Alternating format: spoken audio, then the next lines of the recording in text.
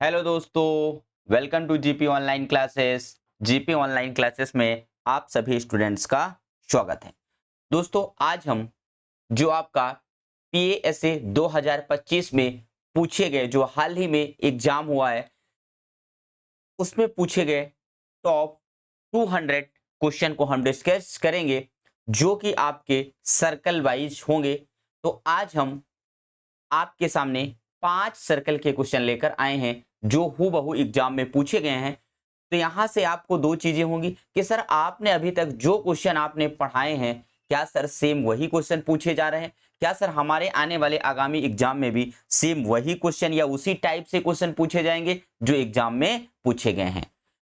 तो यकीन करिए कि जितना आपको पढ़ाया गया है वो मोर देन सफिशिएंट है। वही क्वेश्चन 100% एग्जाम में मिलने वाले हैं। तो चलिए शुरू करते हैं एक शानदार मोटिवेशन के साथ आज के इस टॉप 50 क्वेश्चंस को। कि तारों में अकेला चांद जगमगाता है, मुश्किलों में अकेला इंसान डगमगाता है। कांटों से मत घबराना मेरे दोस्त, क्योंकि कांटों में ही अकेला गुलाब मुस्कुराता है। कांटों में अकेला गुलाब मुस्कुराता है।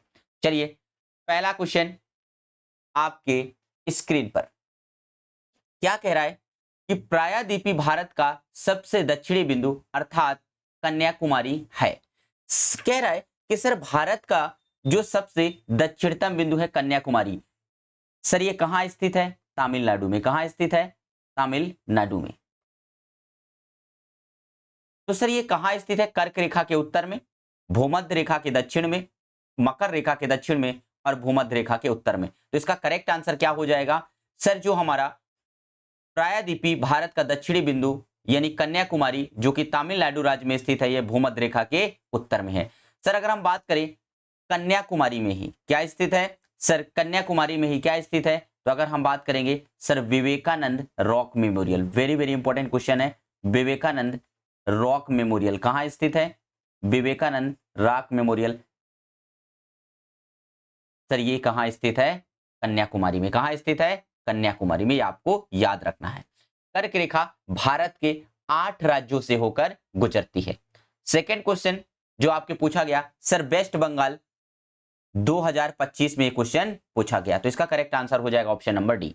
नेक्स्ट क्वेश्चन, भारत में यारलुंगजांगबो नदी को किस नाम से जाना जाता है? सर अगर मैं बात करूं यारलुंगजांगबो, ये किस नदी को नाम से जाना जाता है? गंगा, सिंधु, ब्रह्मपुत्र और महानदी। सर अगर मैं बात करूं ब्रह्मपुत्र नदी की, किसकी बात करूं? ब्रह्मपुत्र नदी की। तो सर ब्रह्मपुत्र नदी को ही क्या कहा जाता है? यारलुंग सांगपो के नाम से किसे जाना जाता है? ब्रह्मपुत्र नदी को। ब्रह्मपुत्र नदी को तिब्बत में यानी चीन में इसे क्या कहा जाता है? सर अगर हम बात करें तिब्बत यानी चीन में इसे क्या कहा जाता है? सांगपो। क्या कहा जाता है? चांगपो कहा जाता है। सर इसे अरुणाचल प्रदेश में इसे दिहांग कहा जाता है। अरुणाचल प्रदेश में इसे क्या कहा जाता है? दिहांग। ये याद रखना है।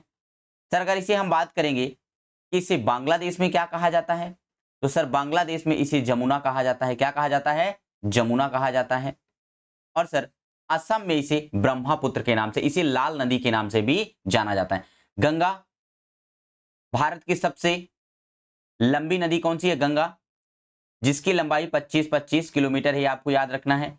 सर महानदी, यहां पर कौन सा बांध स्थित है महानदी में? तो सर अगर हम बात करेंगे महानदी के ऊपर कौन सा बांध स्थित है, तो सर यहां पर स्थित है जो कि हीराकुंडा बांध। कौन सा बांध स्थित है? हीराकुंडा बांध। हीराकुंडा बांध कहां स्थित है? महानदी में। ये चीजें याद रखना है। तो इसका करेक्ट आंसर हो जाएगा option number. Sir third question करें, निम्नलिखित में से कौन सा लोक नृत्य गुजरात से संबंधित है? तो सर गुजरात के प्रमुख लोक नृत्य की बात करेंगे, फोक डांस की, तो गुजरात में क्या है? सर गरबा और दांडिया।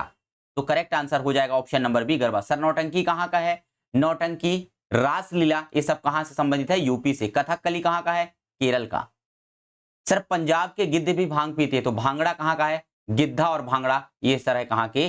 पंजाब की। Next question number 4। दोस्तों इसको हम एज अ रैपिड फायर करेंगे, यानी जल्दी से, क्योंकि जितना आपको इसका फायदा मिल सके, यानी डिस्क्रिप्शन तो पहले ही हम पढ़ चुके हैं, बस इसे सर क्या क्या चीजें पूछी गई उसे हम थोड़ा जल्दी से क्या करेंगे, कवर करेंगे। लोक चित्रकला की एक शैली मधुबनी भारत के निम्नलिखित में से किस राज्य में लोकप्रिय है? अगर हम बात करें सर, मधुबनी कहाँ की है? मिथिला। कहाँ की है? मिथिला क्षेत्र से संबंधित है। कहाँ? बिहार से। तो सर इसका करेक्ट आंसर हो जाएगा बिहार का। अगर आपसे बोला जाएगा सर चिकनकारी कढ़ाई कहाँ से संबंधित है, तो इसका संबंध है कहाँ से? लखनऊ से। कहाँ से संबंधित है? लखनऊ से। सर उत्तर प्रदेश की बात करेंगे तो कजरी, रासलीला, इनका संबंध कहाँ से है? उत्तर प्रदेश से। अगर हम बात करें राजस्थान के लोक नृत्य की बात करेंगे तो सर कालबेलिया। इसकी बात करेंगे कालबेलिया, ये कहाँ का लोक नृत्य है? सर राजस्थान का है। गुजरात का गरबा और दांडिया, ये याद रखना है। नेक्स्ट कह रहा है बीसी राय पुरस्कार किस क्षेत्र में दिया जाता है? अगर हम बात करें बीसी राय पुरस्कार है सर, ये मेडिसिन यानी चिकित्सा के क्षेत्र में दिया जाता है। अगर आपसे बोला जाए कि सर जो गोल्डन पांडा पुरस्कार है, कौन सा? गोल्डन पांडा पुरस्कार है, किसके क्षेत्र में दिया जाता है? पर्यावरण के क्षेत्र में। अगर आपसे बोला जाए सर पुलित्जर पुरस्कार किस क्षेत्र में दिया जाता है? पुलित्जर पुरस्कार तो ये पत्रकारिता के क्षेत्र में दिया जाता है। सर ग्रैमी अवार्ड किसके क्षेत्र में दिया जाता है? संगीत के क्षेत्र में दिया जाता है। कौन सा अवार्ड? Grammy award. नेक्स्ट वर्तमान लोकसभा है सर, अगर हम हाल ही की बात करें, जो वर्तमान लोकसभा चल रही है जिसके सर बहुमत दल के नेता प्रधानमंत्री नरेंद्र मोदी है, कौन सी चल रही है? 18वीं लोकसभा। कौन सी चल रही है? 18वीं लोकसभा। तो 18वीं लोकसभा में बहुमत दल के नेता यानी प्रधानमंत्री कौन है? नरेंद्र दामोदर दास मोदी। सर लोकसभा में विपक्ष के नेता कौन है? राहुल गांधी। कौन है? राहुल गांधी। तो हमारी 18वीं। गृह मंत्री अमित शाह है, रक्षा मंत्री राजनाथ सिंह है, ये आपको ध्यान रखना है। क्वेश्चन नंबर 7, किस शहर को भारत का इलेक्ट्रॉनिक शहर कहा जाता है? Which city is known as electronic city of India? किसे कहा जाता है? भारत का सिलिकॉन वैली कहां स्थित है? बेंगलोर में। तो करेक्ट आंसर क्या हो जाएगा? ऑप्शन नंबर डी हमारा करेक्ट हो जाएगा। जयपुर को सर गुलाबी शहर या पिंक सिटी के नाम से जाना जाता है। गुलाबी शहर। सर नवाबों का शहर किसे कहा जाता है? लखनऊ को। नवाबों का शहर किसे कहा जाता है? लखनऊ को। सर मुंबई को 7 टापुओं का शहर कहा जाता है। क्या कहा जाता है? 7 टापुओं का शहर किसे कहा जाता है? मुंबई को। चलिए आगे चलेंगे। क्वेश्चन नंबर 8, भारत अमेरिका अंतरिक्ष सहयोग के तहत विकसित उपग्रह निसार का पूर्ण रूप क्या है? अगर हम बात करें किसका? निसार का। तो सर अगर हम बात करें निसार का फुल फॉर्म क्या है? National Indian space and aerospace radar, new international satellite for advance research, NASA ISRO scientific aperture radar. तो इसका करेक्ट आंसर हो जाएगा option number C, NASA ISRO scientific aperture radar. अगर हम बात करें सर इसरो की, किसकी बात करें? इसरो। तो इसरो की स्थापना कब हुई है? सर इसकी स्थापना हुई है 15 अगस्त 1969 को। Indian space research organisation. V Narayan इसके क्या हैं? अध्यक्ष हैं। आगे चलेंगे। क्वेश्चन नंबर 9, भारत के लौह पुरुष के नाम से किसे जाना जाता है? Sir iron man of India के नाम से किसे जाना जाता है? तो सरदार वल्लभ भाई पटेल को आयरन मैन ऑफ इंडिया कहा जाता है। पंडित जवाहरलाल नेहरू, ये सर भारत के पहले प्रधानमंत्री रहे हैं और सबसे अधिक समय तक प्रधानमंत्री रहे हैं पंडित जवाहरलाल। इन्होंने कौन सी पुस्तक लिखी है? Discovery of India. कौन सी लिखी है? Discovery of India. ये आपको याद रखना, इंपॉर्टेंट बुक है डिस्कवरी ऑफ इंडिया, एग्जाम में छप सकता है। Discovery of India. और विश्व इतिहास की झलकियां, glimpses of world history, Govind Vallabh Pant. Sir ये भारत की सबसे बड़ी कृत्रिम झील है। कौन सा? गोविंद वल्लभ पंत झील। ये कहां स्थित है? यूपी में। कहां स्थित है? यूपी में। सुभाष चंद्र बोस, सर इन्होंने किसकी स्थापना की थी? फॉरवर्ड ब्लॉक की स्थापना की थी। फॉरवर्ड ब्लॉक की स्थापना किसने की थी? सुभाष चंद्र बोस ने। क्वेश्चन नंबर 10, लाला लाजपत राय ने इस पुस्तक के लेखक कौन है? यानी लाला लाजपत राय लाला लाजपत राय ने कौन सी पुस्तक लिखी? तो लाला लाजपत राय ने पुस्तक लिखी इंडिया अनहैप्पी इंडिया। क्या लिखा? Unhappy India. यानी ऑप्शन नंबर बी हमारा करेक्ट हो जाए। इंडिया डिवाइडेड पुस्तक के लेखक कौन है? राजेंद्र प्रसाद। भारत के पहले जो राष्ट्रपति हैं राजेंद्र प्रसाद, इन्होंने इंडिया डिवाइडेड पुस्तक लिखा है। हिंद स्वराज पुस्तक किसने लिखा है? महात्मा गांधी ने। महात्मा गांधी ने हिंद स्वराज पुस्तक लिखा है। सर अगर बात करें मदर इंडिया पुस्तक किसने लिखा है? तो ये कैथरीन लियो ने। किसने लिखा है? कैथरीन लियो ने ये पुस्तक लिखा है। तो ये आपके वेस्ट बंगाल के 10 क्वेश्चन यहां से समाप्त होते हैं। नेक्स्ट अगर हम दूसरे सर्कल की बात करेंगे, करो या मरो का नारा महात्मा गांधी द्वारा शुरू किए गए किस स्वतंत्रता संग्राम से जुड़ा है? सर, करो या मरो का नारा महात्मा गांधी ने भारत छोड़ो आंदोलन के दौरान दिया था, डू और डाई। सर ये कब हुआ? 8 अगस्त 1942 को। कब हुआ? 8 अगस्त 1942 को भारत छोड़ो आंदोलन हुआ। सर दांडी मार्च की बात करें 12 मार्च 1930 को। 12 मार्च 1930 को क्या हुआ? दांडी मार्च। असहयोग आंदोलन 1920 में। सर सविनय अवज्ञा आंदोलन 1930 में, ये याद रखना है। नेक्स्ट क्वेश्चन, तो सर ये यूपी सर्कल 2025 का क्वेश्चन है।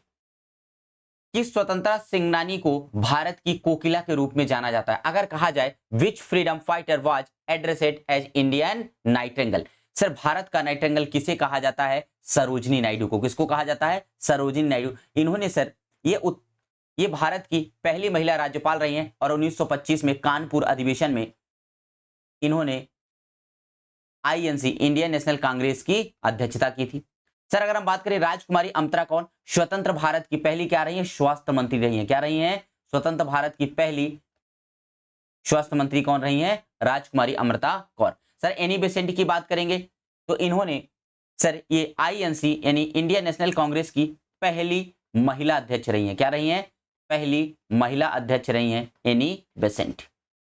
एनी बेसेंट इन्होंने बाल गंगाधर तिलक के साथ मिलकर होम रूल लीग की स्थापना की थी। नेक्स्ट क्वेश्चन है, संविधान के अनुसार भारत की राष्ट्रीय भाषा कौन सी है? हिंदी, अंग्रेजी, प्राकृत या उपयुक्त में से कोई नहीं। ध्यान रखना है सर संविधान के अनुच्छेद भाग 17, संविधान के भाग 17 अनुच्छेद 3431 के अनुसार सर भारत की कोई भी राष्ट्रीय भाषा नहीं है। भारत की कोई भी राष्ट्रीय भाषा नहीं है। सर कहा गया है 343 में कि सर संघ की राजभाषा क्या होगी? संघ की राजभाषा, राष्ट्रीय भाषा नहीं, संघ की राजभाषा हिंदी होगी। क्या होगी?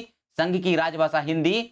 और लिपि कौन सी होगी? देवनागरी। और लिपि क्या होगी? देवनागरी लिपि होगी। ध्यान रखना है बच्चे 100% इस क्वेश्चन में गलती करेंगे और लिपि देवनागरी होगी। तो इसका करेक्ट आंसर हो जाएगा ऑप्शन नंबर डी। बच्चे हिंदी बिल्कुल भी नहीं लगाएंगे, बोले राष्ट्रीय भाषा। भारत की कोई भी राष्ट्रीय भाषा नहीं है। संघ की राजभाषा क्या है? हिंदी। और लिपि क्या है? देवनागरी। ध्यान रखेंगे। तो इसका करेक्ट आंसर हो जाएगा option number D, none of these. निम्नलिखित में से किस राज्य में छोटा नागपुर पठार का हिस्सा स्थित है? सर अगर हम बात करें छोटा नागपुर का पठार ये किस राज्य में स्थित है? तो ये सर भारत के उड़ीसा राज्य में स्थित है। किस राज्य में? उड़ीसा राज्य में स्थित है। इसे भारत का रूर क्षेत्र कहा जाता है। क्या कहा जाता है? भारत का रूर क्षेत्र कहा जाता है। किसे? छोटा नागपुर के पठार को। सर इसे खनिज संपदा से भरपूर होने के कारण भारत का रूर क्षेत्र कहा जाता है। किसको? छोटा नागपुर के पठार को। नेक्स्ट क्वेश्चन नंबर 6, कौन सी रेखा भारत से होकर गुजरती है? अगर हम बात करें सर जो कर्क रेखा है, टॉपिक आपका आंसर कर्क रेखा भारत के मध्य से होकर गुजरती है और कर्क रेखा भारत के 8 राज्यों से होकर गुजरती है। कितने राज्यों से? 8 राज्यों से होकर गुजरती है। कैसे याद रखेंगे? सर मित्र पर गमछा झार। कैसे याद रखेंगे? मित्र पर गमछा झार। मित्र पर गमछा झार ये 8 राज्य हैं जहां से होकर कर्क रेखा गुजरती है। सर माही नदी जो है ये कर्क रेखा को 2 बार काटती है। तो हमारा करेक्ट आंसर हो जाएगा ऑप्शन नंबर बी। 6 का हमारा बी बिल्कुल करेक्ट हो जाएगा। लावड़ी लोक नृत्य किस राज्य से संबंधित है? अगर हमसे बात करें सर लावड़ी, तमाशा और लेजिम, कौन सा? लावड़ी, तमाशा और लेजिम, इनका संबंध कहां से है? इनका संबंध है सर कहां से? महाराष्ट्र में। सर अगर हम बात करें किसकी? राजस्थान की। किसकी बात करें? राजस्थान की। तो सर कठपुतली, कौन सा? कठपुतली कहां से संबंधित है? राजस्थान से। उत्तर प्रदेश की बात करेंगे तो सर ये चरकुला नृत्य, कौन सा? चरकुला नृत्य का संबंध कहां से है? उत्तर प्रदेश से है। आगे बात करेंगे क्वेश्चन नंबर 8, बांदीपुर राष्ट्रीय उद्यान किस राज्य में? अगर सर हम बात करें बांदीपुर बन्नेरघट्टा किस राज्य में है? सर बांदीपुर कहां पर है? कर्नाटक में। अगर असम की बात करेंगे तो सर असम में कौन सा? काजीरंगा। वेरी वेरी इंपॉर्टेंट, याद रखेंगे काजीरंगा एक सींग वाले गैंडे के लिए। सर गुजरात में गिरी नेशनल पार्क, गिरी नेशनल पार्क सर एशियाई शेर के लिए। किसे? एशियाई बब्बर शेर के लिए फेमस है? कौन सा? गिर नेशनल पार्क। अगर सर हम मध्य प्रदेश की बात करेंगे तो मध्य प्रदेश में सर कौन सा? Madhav Madhav national park. Sir Madhav national park को हाल ही में भारत का 58वां टाइगर रिजर्व घोषित किया गया। कौन सा? 58वां टाइगर रिजर्व घोषित किया गया है। और सर 57वां भी रातापानी कहां स्थित है? रायसेन में। ये 57वां भी कहां स्थित है? मध्य प्रदेश में, याद रखना है। क्वेश्चन नंबर 9, भारतनाट्यम शास्त्रीय नृत्य की उत्पत्ति भारत के किस राज्य? सर अगर हम बात करें भारतनाट्यम का संबंध कहां से है? तमिलनाडु। केरल सर कथकली का संबंध कहां से है? केरल से। सर कर्नाटक यक्षगान, इंपॉर्टेंट है, पूछ सकता है, यक्षगान कहां से संबंधित है? कर्नाटक से। सर आंध्र प्रदेश कुचिपुड़ी का संबंध कहां से है? आंध्र प्रदेश से। कहां से है? आंध्र प्रदेश से। नेक्स्ट क्वेश्चन, क्वेश्चन नंबर 10, कौन सा नैतिक सिद्धांत सभी व्यक्तियों के साथ निष्पक्षता से व्यवहार करने के महत्व पर जोर देता है? Which ethical principle emphasizes the importance of treating all individuals with fairness and impartiality? परोपकार, बेनिफिसेंस, जस्टिस, गैर हानिकारकता, नॉन मेलिफिनेंस एंड ऑटोमोनी। तो इसका करेक्ट आंसर हो जाएगा option number B, justice. Sir अगर जहां भी अगर एथिक्स एंड मोरल वैल्यू की बात आई तो क्या करेंगे? जस्टिस। करेक्ट आंसर हो जाएगा ऑप्शन नंबर बी। तो यहां से आपका उत्तर प्रदेश सर्कल के भी 10 क्वेश्चन कंप्लीट हुए। नेक्स्ट अगर हम बात करें राजस्थान सर्कल, निम्नलिखित में से लद्दाख के बारे में कौन सा कथन सही है? लद्दाख एक गर्म रेगिस्तान है जो पश्चिमी भारत में स्थित है। नहीं सर, ये बिल्कुल गलत है। लद्दाख एक गर्म रेगिस्तान नहीं है, क्या है? एक ठंडा रेगिस्तान है। पहला क्या हो गया? रॉन्ग। लद्दाख में भारी वर्षा होती है और घने जंगल है। सर ये बिल्कुल क्या है? इनकरेक्ट है। लद्दाख एक ठंडा रेगिस्तान है जहां सर्दियों में तापमान 30 डिग्री सेल्सियस से नीचे चला जाता है। सर बिल्कुल करेक्ट है कि लद्दाख एक ठंडा रेगिस्तान है जहां ठंडी में तापमान, सर ठंड की बात करेंगे -30 से -40 डिग्री सेल्सियस। और सर अगर हम गर्मी में बात करेंगे, गर्मी के दिनों में, तो सर ये कितना रहता है? 20 टू 30 डिग्री सेल्सियस। सर ये यानी समर में ये टेम्परेचर रहता है। यह कैसा है? एक ठंडा रेगिस्तान है।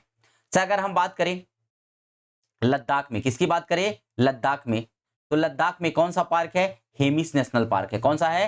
हेमिस नेशनल पार्क है। कहां स्थित है? लद्दाख में। सर अगर आपसे पूछा जाए लोसार उत्सव कहां मनाया जाता है? लोसांग सिक्किम का है। लोसार कहां मनाया जाता है? लद्दाख में, याद रखना है।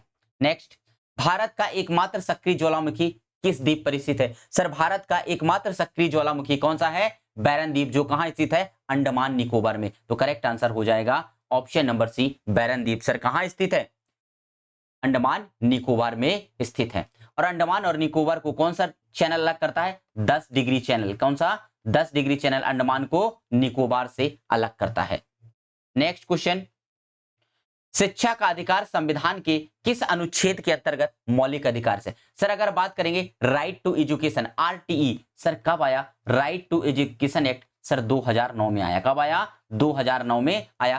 Sir 86 constitution amendment, 86 constitution amendment 2002 के तहत सर कहां शामिल किया गया? सर 21A में। कहां पर शामिल किया गया? 21A में 6 से 14 वर्ष के आयु के बच्चों को अनिवार्य और निःशुल्क शिक्षा का प्रावधान किया गया और आर्टिकल 21A में इसे जोड़ा गया। नेक्स्ट सर 14 की बात करेंगे तो राइट टू इक्वलिटी, समानता का अधिकार। 19 भाषण और अभिव्यक्ति की स्वतंत्रता का अधिकार किसमें है? 19 में। चौथा क्वेश्चन कह रहा है भारतीय संविधान में वर्तमान में कुल कितनी अनुसूचियां? सर शेड्यूल की बात कर रहा है। सर अगर हम बात करें मूल संविधान में, किसकी बात करें? मूल संविधान में, सर मूल संविधान में 8 शेड्यूल थे। कितने? 8 अनुसूची थे। कितने थे? 8 अनुसूची। लेकिन सर वर्तमान में 1951 में पहले संविधान संशोधन द्वारा 9वीं अनुसूची जोड़ी गई। सर दल बदल विरोधी कानून में सर 10वीं अनुसूची उससे संबंधित, 11वीं में नगर पंचायत, और सर किसकी बात करेंगे? ग्राम पंचायत 9वीं में, 11वीं में और 12वीं में सर किसका वर्णन है? तो 12वीं में नगर पंचायत का वर्णन है। तो वर्तमान में कितनी है? 12 अनुसूची है। तो 1951 में पहला संविधान संशोधन द्वारा 9वीं अनुसूची जोड़ी गई। कौन सी? 9वीं। सर 10वीं अनुसूची दल बदल से संबंधित है। 11वीं अनुसूची की बात करेंगे, सर 11वीं अनुसूची किससे संबंधित है? ग्राम पंचायत से। किससे संबंधित है? ग्राम पंचायत से संबंधित है। आप ग्राम पंचायत से संबंधित है सर। 11वीं अनुसूची में कितने विषय? 29 विषय। 12वीं अनुसूची में सर, 12वीं अनुसूची सर ये किससे संबंधित है? तो ये संबंधित है हमारा नगर पंचायत से। किससे संबंधित है? नगर पंचायत से, आपको ध्यान रखना है। चलिए नेक्स्ट क्वेश्चन नंबर 5, ओलंपिक खेलों में व्यक्तिगत स्वर्ण पदक जीतने वाले पहले भारतीय कौन है? तो सर अगर हम बात करें ओलंपिक खेलों में व्यक्तिगत स्वर्ण पदक जीतने वाले खिलाड़ी कौन है? लिएंडर पेस, अभिनव बिंद्रा, सुशील कुमार और मिल्खा सिंह। सर अभिनव बिंद्रा की बात करेंगे, कौन सी? Sir Beijing Olympic. किसकी बात कर रहे हैं? बीजिंग ओलंपिक 2008 में। कब जीता इन्होंने? बीजिंग ओलंपिक 2008 में इन्होंने स्वर्ण पदक जीता। सर इनका संबंध कहां से है? शूटिंग से। इनका संबंध कहां से है? शूटिंग से इनका संबंध है। अगर हम बात करें पहले भारतीय जो लगातार 2 ओलंपिक में पदक जीतने वाले, तो कौन है? सुशील कुमार। कौन है? सुशील कुमार। सर 2008 में और 2012 में इन्होंने किसमें? सर इनका संबंध किससे है? कुश्ती से। किससे संबंधित है? रेसलिंग यानी कुश्ती से संबंध है किसका? सुशील कुमार का। सर अगर हम मिल्खा सिंह की बात करेंगे, इन्हें फ्लाइंग सिख के नाम से जाना जाता है। क्या, किस नाम से? फ्लाइंग सिख के नाम से किन्हें जाना जाता है? मिल्खा सिंह को। किसे? मिल्खा सिंह को। चलिए आगे चलेंगे। क्वेश्चन नंबर 6, रक्त का थक्का जमाने में कौन सा विटामिन सहायक होता है? सर अगर हम बात करें विटामिन, विटामिन की खोज किसने की थी? फंक ने। सर विटामिन ए को क्या बोला जाता है? रेटिनाल। सर इसकी कमी से कौन सा रोग होता है? रतौंधी। याद रखना है, क्या होता है? रतौंधी। सर विटामिन सी की कमी से कौन सा रोग होता है? स्कर्वी। कौन सा रोग होता है? स्कर्वी। सर विटामिन के, सर विटामिन के ब्लड क्लॉटिंग में काम आता है। रक्त का थक्का जमाने वाला विटामिन कौन सा है? विटामिन के। सर विटामिन डी की कमी से कौन सा रोग होता है? रिकेट्स। बच्चों में क्या होता है? रिकेट्स। और सर जो बूढ़े होते हैं इनमें अस्टियोमलेशिया। इसे हम क्या बोलते हैं? अस्टियोमलेशिया। इससे हड्डियां कमजोर होती हैं। अस्टियोमलेशिया, ये आपको याद रखना है। सर अगर आप बोले जाए बसा में घुलनशील विटामिन कौन सा है, तो कीड़ा। बसा में घुलनशील विटामिन कौन सा आपको याद रखना है? कीड़ा। KED, ये बसा में घुलनशील है। सर पानी में घुलनशील विटामिन कौन सा है? जल में घुलनशील। अगर जल में घुलनशील विटामिन की बात करेंगे तो आप याद रखेंगे गई भैंस पानी में। याद रखेंगे BC, गई भैंस पानी में। तो सर विटामिन बी और सी जल में घुलनशील है और कीड़ा बसा में घुलनशील है। क्वेश्चन नंबर 7, निम्नलिखित में से कौन सा भारत में बौद्ध संगीति से संबंधित एक यूनेस्को विश्व धरोहर है? सर अगर हम बात करें रानी की वाव कहां है? गुजरात में। रानी की वाव कहां है? गुजरात में। सर बौद्ध संगीत, सर सांची का स्तूप कहां पर स्थित है? सर ये मध्य प्रदेश में स्थित है। कहां पर स्थित है? सांची का स्तूप मध्य प्रदेश में स्थित है। सर किसने बनवाया था? अशोक ने। किसने बनवाया था? अशोक ने बनवाया था। तो सर सांची का स्तूप, सर ये यूनेस्को वर्ल्ड हेरिटेज शामिल है जिनका संबंध कहां से है? बौद्ध संस्कृति से। तो इसका करेक्ट आंसर हो जाएगा ऑप्शन नंबर बी, सांची का स्तूप। सर लाल किला कहां है? सर एक बात करेंगे, लाल किला दिल्ली में है। कहां पर स्थित है लाल किला? दिल्ली में। और एक आगरा में भी क्या है? लाल किला। तो लाल किला जनरली कहां स्थित है? दिल्ली में। कहां स्थित है? दिल्ली में। नेक्स्ट, दांडी यात्रा महात्मा गांधी ने कब शुरू की? अगर हम बात करेंगे दांडी मार्च की शुरुआत 12 मार्च 1930 को कहां हुई सर? साबरमती आश्रम से। कहां शुरू हुई? साबरमती आश्रम से। साबरमती आश्रम से इसकी शुरुआत हुई दांडी मार्च की। सर 12 मार्च 1930 को दांडी मार्च शुरू कर महात्मा गांधी ने क्या किया था? नमक कानून तोड़ा था। क्या तोड़ा था? नमक कानून तोड़ा था। आगे चलेंगे। क्वेश्चन नंबर 9, प्रसिद्ध नृत्य शैली कथकली किस भारतीय राज्य? सर कथकली कहां का है? केरल का। यक्षगान कर्नाटक का है। ओडिसी ओडिशा का है। भारतनाट्यम तमिलनाडु का है। सर अगर हम बात करें किसकी? भारतनाट्यम का। भारतनाट्यम का संबंध कहां से है? तमिलनाडु से। कहां से है? तमिलनाडु से संबंध है किसका? भारतनाट्यम से। क्वेश्चन नंबर 10, कार्यस्थल पर नैतिक व्यवहार का उदाहरण कौन सा है? Which of the following is an example of ethical behaviour in the work place? Sir ethical behaviour क्या है? Favouring friends in promotion. Sir पदोन्नति में मित्रों का पक्ष लेना। सर बिल्कुल गलत है। रिपोर्टिंग रॉन्ग डूइंग, गलत कार्यों की रिपोर्ट करना। कंपनी की नीतियों की अनदेखी करना। सर बिल्कुल गलत। शेयरिंग कॉन्फिडेंशियल डाटा, गोपनीय जानकारी साझा करना। सर ये भी बिल्कुल इनकरेक्ट है। करेक्ट आंसर हो जाएगा सर गलत कार्य का क्या करना? रिपोर्ट करना। Reporting wrong doing. तो इसका करेक्ट आंसर हो जाएगा ऑप्शन नंबर बी। तो यहां से आपके तीसरा सर्कल कंप्लीट हुआ। चौथा सर्कल है सर हमारा कौन सा? पंजाब सर्कल। पहला क्वेश्चन, भूगोल में संवहन धारा परिकल्पना का सिद्धांत किसने प्रतिपादित किया था? In geography who propounded the theory of convectional current hypothesis? Sir किसने? कार्ल लीटर, अर्नाल्डो फास्टिनो, आर्थर होम्स और एनुअल कॉन्ट। तो करेक्ट आंसर हो जाएगा सर आर्थर होम्स ने जो हमारा संवहन धारा की परिकल्पना है इसको प्रतिपादित किया था। Next question, question number 2, Vembanad झील कहां स्थित है? सर अगर हम बात करें भारत की सबसे लंबी झील, भारत की सबसे लंबी झील, भारत की सबसे लंबी झील कौन सी है? वेम्बनाड झील। सर कहां स्थित है? केरल में। वेम्बनाड झील कहां स्थित है?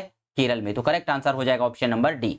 सर महाराष्ट्र में कौन सा झील स्थित है? लोनार झील, जिसका निर्माण उल्का पिंड से गिरने से हुआ। लोनार झील जिसका निर्माण उल्का पिंड के गिरने से हुआ है।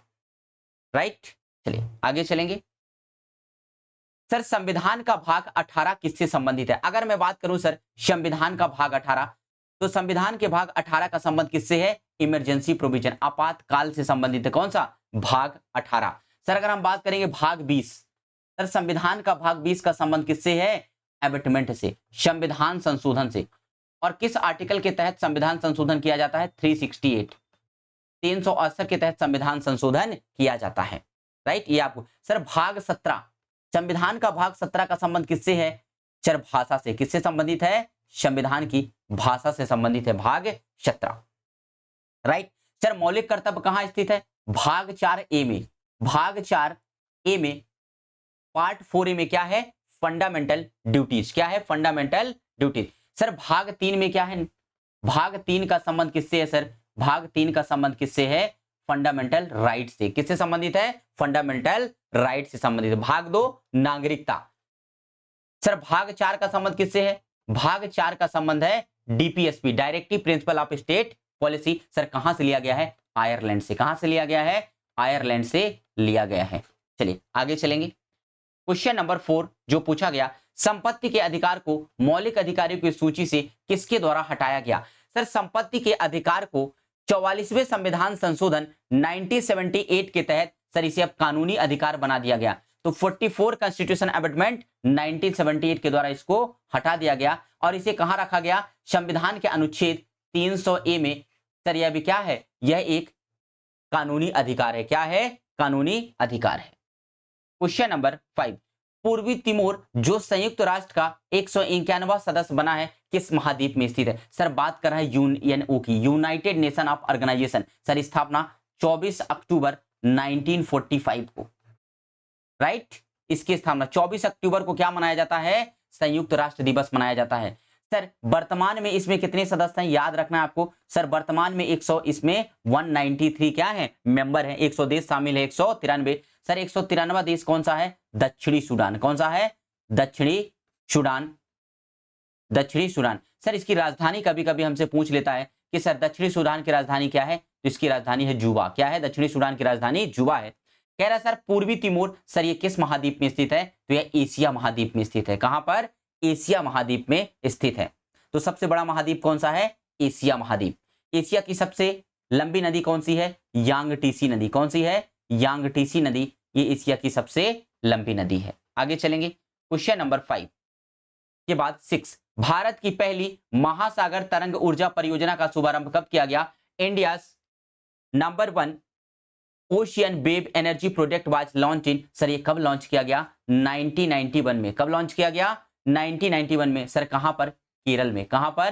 केरल में ये लॉन्च किया गया, याद रखना है। क्वेश्चन नंबर 7, उत्तरी पश्चिमी सीमांत प्रांत में सविनय अवज्ञा आंदोलन का नेतृत्व किसने किया था? The civil disobedience movement had been led in the north west frontier province by. किसने?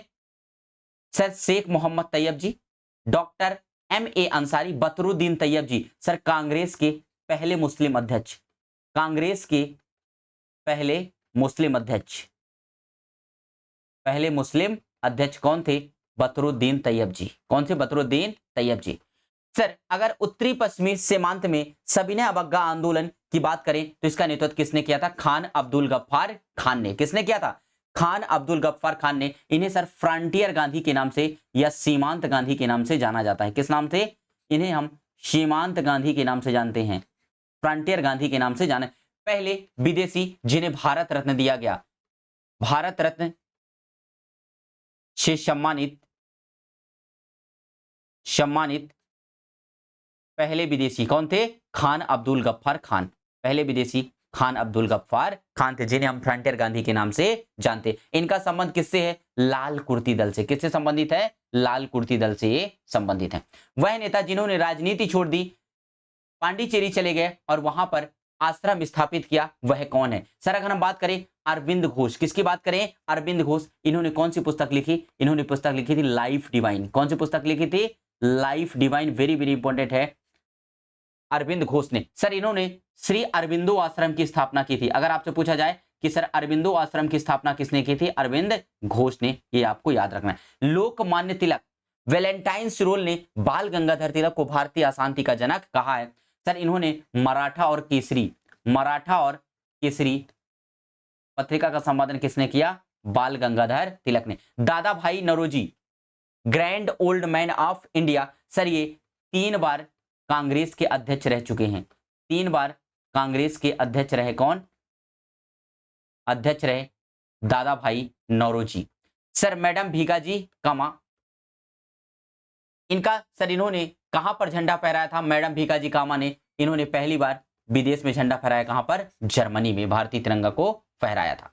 आगे क्वेश्चन नंबर 9, काम पर आवश्यक है क्योंकि आपको दूसरों के साथ काम करने में सक्षम होना चाहिए, खासकर यदि आप हमेशा उनसे सहमत नहीं है। तो सर काम पर क्या होना चाहिए? कम्युनिकेशन होना चाहिए, कोऑपरेशन होना चाहिए, ऑनेस्टी होनी चाहिए या इंटीग्रिटी? क्वेश्चन फिर से रिपीट हो गया। सर पहले प्रीवियस ईयर क्वेश्चन हमने इथिक्स के जो टॉप 50 क्वेश्चन किए थे, वहां पर एक क्वेश्चन सेम पूछा गया। क्या होना चाहिए? सर यहां पर क्या होना चाहिए? कोऑपरेशन होना चाहिए। यानी 9 का करेक्ट आंसर क्या हो जाएगा? Option number B. शब्द उन सिद्धांतों, मूल्यों और विश्वासों को संदर्भित करता है जो सही और गलत व्यवहार को परिभाषित करता है। सर इसे हम क्या बोलते हैं? सर इसी को तो हम इथिक्स कहते हैं। ऑप्शन नंबर डी नैतिकता हमारा बिल्कुल करेक्ट आंसर हो जाएगा। तो सर यहां से ये हमारा चौथा सर्कल का क्वेश्चन समाप्त हुआ। सर 5वां सर्कल जो हमारा मध्य प्रदेश सर्कल है, पहला क्वेश्चन क्या पूछा? गारो, खासी और जयंतिया पहाड़ियां कहां स्थित है? सर अगर हम बात करें गारो, खासी और जयंतिया पहाड़ी कहां स्थित है, तो गारो, खासी और जयंतिया सर ये पहाड़ी और यहाँ की जनजाति है जो कहां स्थित है? मेघालय में। कहां स्थित है? मेघालय में स्थित है। सर नागालैंड की बात करेंगे तो नागालैंड में सर कौन सा फेस्टिवल मनाया जाता है? तो सर जिसे हम त्योहारों का त्योहार कहते हैं, जिसे हम क्या कहते हैं? त्योहारों का त्योहार। त्योहारों का त्योहार सर हॉर्नबिल फेस्टिवल। किसकी बात कर रहे हैं? हॉर्नबिल फेस्टिवल कहां मनाया जाता है? नागालैंड में। सर तुजू दर्रा कहां स्थित है? अगर हम बात करें तुजू दर्रा सर कहां स्थित है? मणिपुर में। कहां पर? मणिपुर में। सर मिजोरम की बात करेंगे, किसकी बात करेंगे? मिजोरम में। तो सर यहां पर कौन सा? बास नृत्य कहां से संबंधित है? मिजोरम से। तो इसका करेक्ट आंसर हो जाएगा ऑप्शन नंबर डी। क्या हो जाएगा? ऑप्शन नंबर डी हमारा बिल्कुल करेक्ट हो जाएगा। नेक्स्ट क्वेश्चन की तरफ करेंगे। भारत में जूट का सबसे बड़ा उत्पादक राज्य कौन सा है? सर बात करेंगे असम की चाय को सबसे पहले जीआई टैग दिया गया, जियोग्राफिक इंडिकेशन। असम की चाय को सबसे पहले क्या दिया गया? GI tag. असम की चाय को क्या दिया गया? सबसे पहले जीआई टैग दिया गया। सर बिहार में क्या फेमस है? तो सर मधुबनी पेंटिंग कहां से संबंधित है? बिहार से। सर कर्नाटक की बात करेंगे तो कर्नाटक के में सर श्रवण बेलगोला में, कर्नाटक के श्रवण बेलगोला में सर सल्लेहना विधि से किसने प्राण दिए थे? चंद्रगुप्त मौर्य ने। किसने? चंद्रगुप्त मौर्य ने। सर किस विधि से? सल्लेहना विधि से इन्होंने प्राण त्यागे थे। सर जूट का सबसे बड़ा उत्पादक राज्य कौन सा है? पश्चिम बंगाल। अगर हम बात करें पश्चिम बंगाल में सर बाउल नृत्य, बाउल नृत्य का संबंध कहां से है? पश्चिम बंगाल में। बुक्सा टाइगर रिजर्व कहां है? बुक्सा सर पश्चिम बंगाल में। कहां स्थित है? पश्चिम बंगाल में। और पश्चिम बंगाल में ही सर क्या स्थित है? तो सर पश्चिम बंगाल में ही sir royal Bengal tiger, royal Bengal tiger, Bengal tiger ये कहां पाया जाता है? सुंदरवन नेशनल पार्क में। चलिए आगे चलेंगे। थर्ड, जनहित याचिका का विचार किस न्यायिक प्रणाली से लिया गया है? PIL, public interest litigation. Sir कहां से आया है पीआईएल? सर ये अमेरिका से। कहां से लिया गया है? अमेरिका से। ब्रिटेन से सिंगल सिटीजनशिप कहां से लिया गया है? इंपॉर्टेंट है सर। एकल नागरिकता कहां से लिया गया है? ब्रिटेन से। एकल नागरिकता कहां से लिया गया है? ब्रिटेन से, ध्यान रखेंगे। सर कनाडा से लिया गया संघात्मक शासन। कनाडा से क्या लिया गया है? संघात्मक शासन। सर ऑस्ट्रेलिया से कॉन्करेंट लिस्ट, समवर्ती सूची कहां से लिया गया है? वेरी वेरी इंपॉर्टेंट है, समवर्ती सूची सर ऑस्ट्रेलिया से लिया गया है। सर ऑस्ट्रेलिया में ही क्या स्थित है? Great dividing range. क्या स्थित है? ग्रेट डिवाइडिंग रेंज कहां स्थित है? ऑस्ट्रेलिया में। नेक्स्ट क्वेश्चन, कौन सा अनुच्छेद अप्रस्तुतता उन्मूलन से संबंधित? सर अनटचेबिलिटी की बात कर रहा है। किसकी बात कर रहा है? अनटचेबिलिटी। 14 चर सभी को विधि के समक्ष क्या है?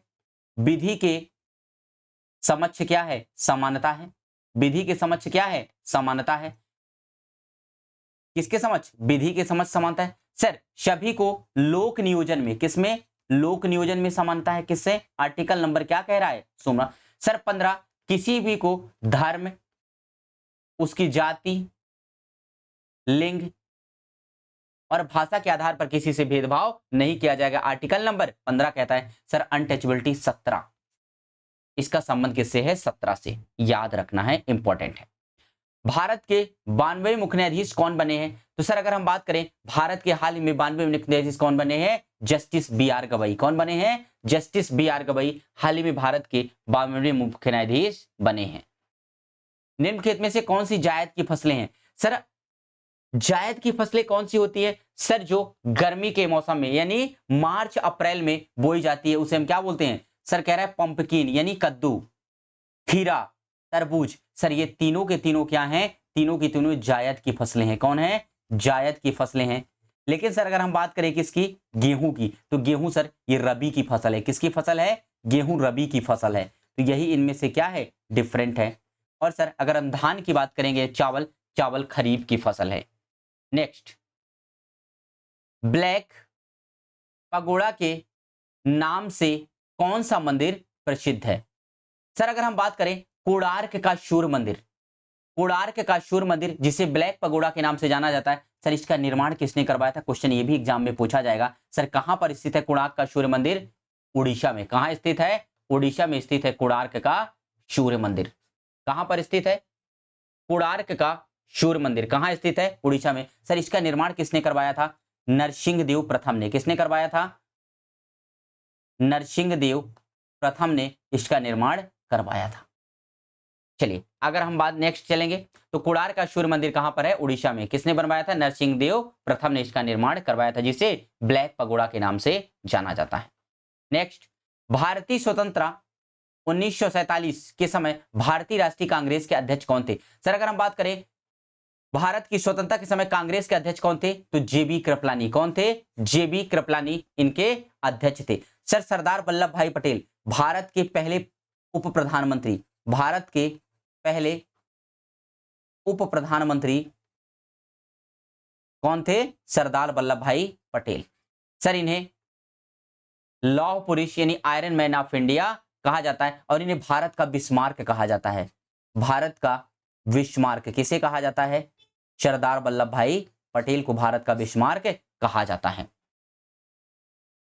नेक्स्ट, कुछ काम अकेले नहीं किए जा सकते और कुछ बहुत बेहतर और तेजी से किए जा सकते हैं यदि आपके पास की गुणवत्ता है। सर अगर मेरे पास क्या है? सर अगर मेरे पास एक टीम वर्क है तो मैं किसी भी काम को बहुत अच्छे से कर सकता हूं। तो करेक्ट आंसर हो जाएगा ऑप्शन नंबर सी, यानी 9 का करेक्ट आंसर हो जाएगा ऑप्शन नंबर सी, ये हमारा करेक्ट हो जाएगा।